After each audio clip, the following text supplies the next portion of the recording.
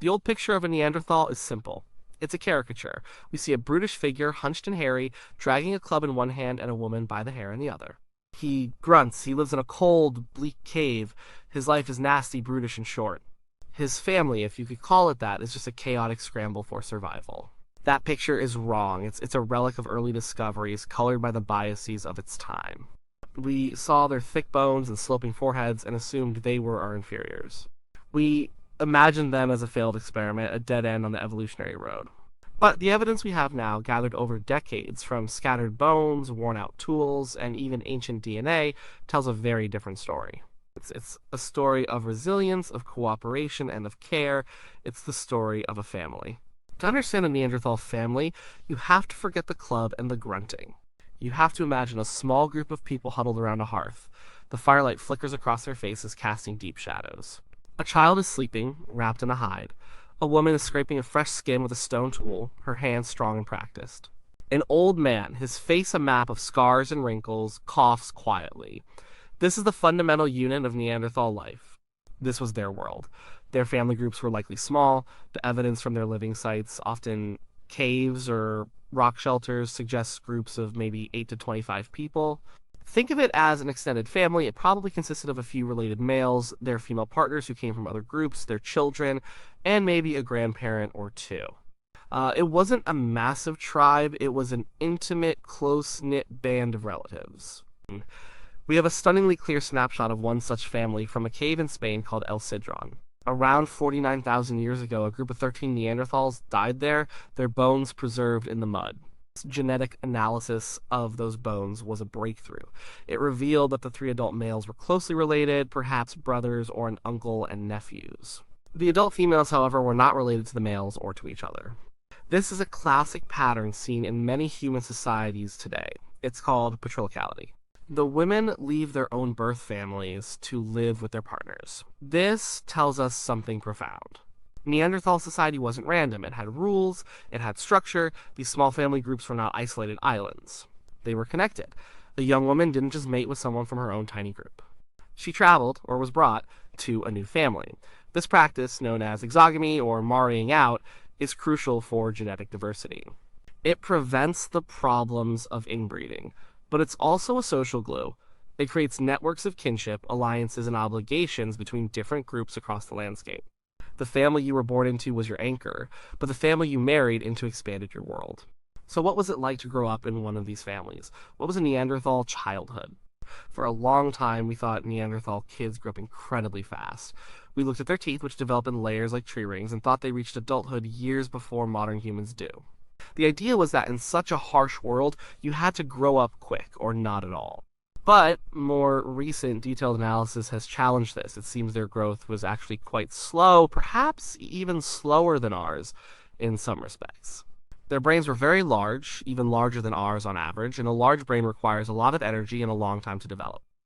A slow childhood means a long period of dependency.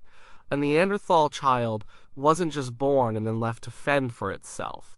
It needed years of protection, feeding, and teaching. This long childhood is a hallmark of being human. It's the time when culture is transmitted. A child would learn by watching and doing. They would sit by the fire and see their mother stitch hides with a bone awl. They would follow their father or uncle and learn to identify animal tracks. Their education was entirely practical. The curriculum was survival. What stones make the best tools? How do you strike a flint core just right to produce a sharp flake? This technique, called the Levallois technique, was a signature of Neanderthal technology. It required forethought, a good understanding of geometry, and a steady hand. It wasn't an instinct, it was a skill taught and learned. A child would spend years practicing, making clumsy flakes before they could produce the elegant, effective points and scrapers their parents used. They learned which plants were food, which were medicine, and which were poison. They learned the seasonal movements of the great beasts. They hunted the mammoths, the woolly rhinos, the giant deer. They learned the landscape, every hill and valley, every river crossing. This knowledge was the family's greatest inheritance, passed down not through writing, but through voice, gesture, and demonstration. And they almost certainly played. Play is how young mammals practice the skills they'll need as adults. We don't find Neanderthal toys, but that doesn't mean they didn't exist. A stick can be a spear. A smooth stone can be a doll. In a cave in France, researchers found the preserved footprints of Neanderthal children walking and shuffling around. It's easy to imagine them chasing each other, laughing, their voices echoing in the enclosed space. It's a fleeting but powerful glimpse of children just being children, but childhood was also incredibly dangerous. The fossil record is grim. A huge percentage of Neanderthal skeletons are those of children and infants. Mortality was high. Disease, accidents, starvation, and predation were constant threats. Every adult Neanderthal was a survivor, someone who had made it through the perilous gauntlet of youth. This high mortality rate would have shaped the emotional landscape of the family. The loss of a child would have been a frequent and devastating event. The roles within the family were probably more fluid than we used to imagine. The old man the hunter, woman the gatherer model is too simple. Yes, men likely did a lot of the dangerous work of hunting large animals. Their skeletons often show a pattern of injuries, healed fractures, stab wounds, similar to modern rodeo riders. This suggests they were engaging in close quarters combat with huge, powerful animals, likely using thrusting spears rather than throwing them from a distance. It was a brutal way to make a living, but the women were not just passive figures waiting back at the camp. Their skeletons also show signs of intense physical labor. Their arms, particularly their right arms, were incredibly strong, suggesting they spent countless hours scraping hides, a repetitive and strenuous task essential for making clothing, shelters, and bags. They were the processors. They turned the raw materials brought back to camp into the necessities of life. And they likely hunted too, maybe not the giant mammoths, but certainly smaller game like rabbits, birds, and tortoises. They were the primary gatherers with a deep knowledge of the local plant life. And they were, of course, the primary caregivers for the young children. Survival was a team effort. Everyone who was able had a job to do. The division of labor was likely based more on practicality and physical condition than on a strict, unchanging set of gender roles. A pregnant woman, or a woman with a baby to carry, would not be able to join a dangerous big game hunt. An injured man might stay at the camp and work on tools. The family was a flexible economic unit, and its only goal was to get through the next day, the next season. Perhaps the most human thing we see in Neanderthals, the most powerful evidence for their family bonds, is how they treated their sick and their elderly. In the brutal logic of survival of the fittest, an individual who cannot contribute is a liability. They consume resources without producing any. In many animal groups, such individuals are left behind. But Neanderthals didn't do that. They cared for each other. The evidence is written on their bones. There is the famous old man of La Chapelle-aux-Saints in France. He was old for a Neanderthal, perhaps in his 40s. His skeleton shows he was crippled by degenerative arthritis in his spine. He would have been stooped and in constant pain. He had also lost most of his teeth. Without teeth, he couldn't chew tough meat or hide. He would have starved to death on his own. But he didn't. He lived for years in this condition. For him to survive, someone had to be processing his food for him, perhaps pounding it into a paste or chewing it first. His family kept him alive. They fed him. They protected him. Even more striking is the case of an individual from Shanidar Cave in Iraq, known as Shanidar I. His life story is one of incredible hardship and incredible care. As a young man, he suffered a crushing blow to the left side of his head. It damaged his brain and would have likely left him partially blind in his left eye and possibly deaf. It also caused paralysis or weakness down the right side of his body. His right arm was withered and had been fractured and healed multiple times. At some point, his arm was amputated above the elbow, either through an accident or intentionally. He also had a healed fracture on his foot and severe arthritis. This man was, by any measure, severely disabled. He could not hunt effectively. He could not carry heavy loads. He would have walked with a painful limp. In a world of mammoths and cave bears, he was vulnerable, and yet he lived to be around 40 or 50 years old, a ripe old age for a Neanderthal. His survival is a testament to the compassion of his group. For decades, his family supported him. They shared their food with him, they helped him when he fell, they protected him from predators. He was not a burden to them. He was a member of their family. This is not the behavior of brutish, unfeeling beasts. This is empathy, this is love, the care extended to children as well. At Dederia Cave in Syria, the skeleton of a Neanderthal child, about 2 years old, was found. The child had a congenital condition called craniosynostosis, where the skull plates fuse too early, which can lead to developmental problems. The child had survived with this condition, suggesting it was being cared for. Another skeleton of a child with a serious head injury shows signs of healing, meaning the child lived for some time after the trauma. Again, only possible with intensive care from its family. This deep sense of connection to each other naturally extends to how they dealt with death. Did Neanderthals mourn their dead? Did they believe in an afterlife? We can't know for sure what was in their minds, but their actions give us clues. There is strong, though debated, evidence that Neanderthals intentionally buried their dead. At sites like La Pharisee in France, several Neanderthals, including adults, children, and even a fetus, were found in pits that appear to have been deliberately dug. The bodies were often placed in a flexed or fetal position. Why bury someone? On a practical level, it keeps scavengers away, but it's also an act of respect, a way of protecting the body of a loved one. It's a separation of the dead from the living, a final act of care. It suggests that the dead body was not just a piece of meat to be discarded. It was still in some way the person they had known. The most famous and most controversial example is Shanidar IV, another individual from the cave in Iraq. When his grave was excavated, soil samples were taken from around the skeleton. When analyzed, they were found to contain clumps of pollen from several different species of brightly colored wildflowers. The archaeologist Ralph Selecki proposed a beautiful, romantic idea of the flower burial. He suggested that the Neanderthals' family had gathered bouquets of flowers and laid them on his body as a final tribute. In recent years, this interpretation has been challenged. Critics point out that a type of burrowing rodent was also active in the cave, and these rodents are known to bring flowers into their burrows.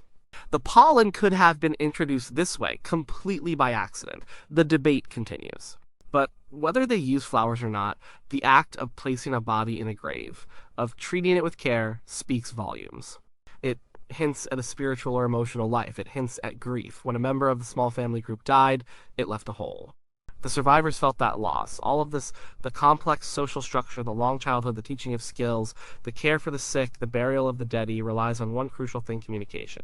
A family cannot function without it. For a long time, it was assumed Neanderthals could only grunt or make simple animal-like calls. Again, the evidence has proven this wrong. Their anatomy tells us they could speak. We have found a Neanderthal hyoid bone, a small U-shaped bone in the neck that anchors the tongue and is critical for speech.